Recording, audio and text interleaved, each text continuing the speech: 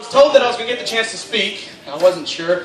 But two things popped into my head. Number one was, how long is it going to be? And number two was, how much stupidity can I fit into 45 minutes? Okay, it won't be that long. So these two people right here are very dear to me.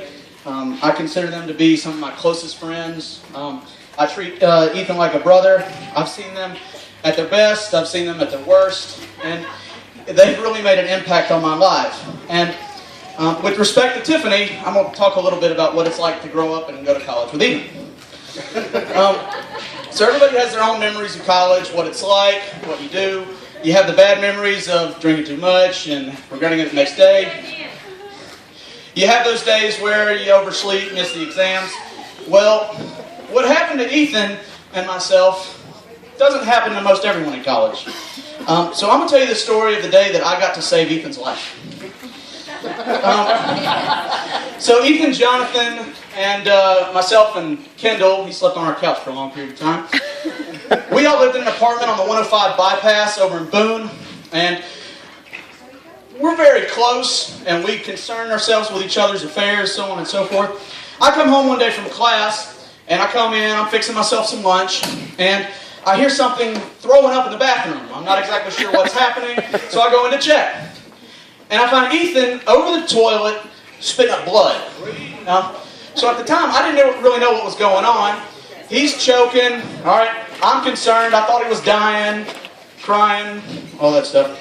So he takes the time to ask me, can we go to the hospital through choking up the blood?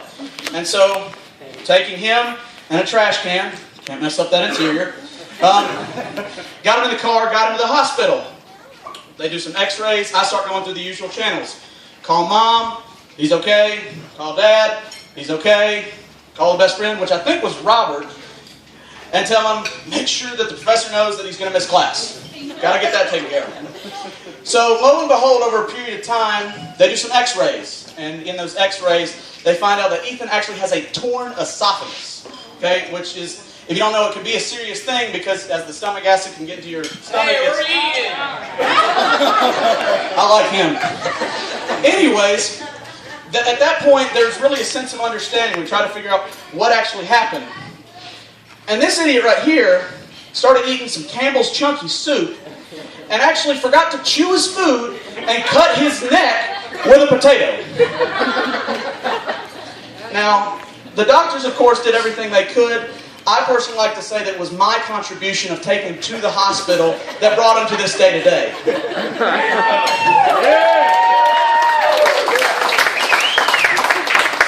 So, from that, I really want to kind of transition to, I like to brag about myself, that's my personality, but I really want to talk about how Ethan and his impact has helped to save my life. Through college, there was a point where I struggled. I had to deal with things like academic probation. Thank you. Okay? That college education. Okay? So, I was missing class. No issues with drinking, but I just like to sleep. And as everybody in this line can tell you, I'm a procrastinator and probably the messiest person you'll ever meet. So, Ethan was the type of guy that always looked past that. If I needed to get to class because I missed the bus, he took me to school. If I was behind on papers, he'd go with me to the library and stay up with me all night, even when he was done with what he needed to do. And through that, we formed a relationship. And I knew that no matter what was going on, he had my back. And I knew that the same could be said for all the other people that were helping me get through school. So by the time I actually walked down the ways and got my degree, I know that not only was it the impact of the people that I love dear, but one of those people, most importantly, was Ethan. Because I know that if not for him, I may not have graduated and been able to live the life that I lead. So I'm going to try to sum this up, sorry. If you don't know, I'm a school teacher. And in social studies in the 7th grade, one thing I try to tell my kids every day is about integrity, loyalty, and respect. And out of those three things, I've always thought about Ethan to be someone that carries those traits. He's the guy that will have your back when you need it. He'll always speak up for you. He's always going to treat you with respect. All right.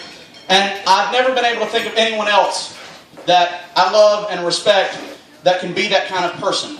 One day when I have children, I want them to grow up to be like Ethan. I want him to know that he has played an impact in my life.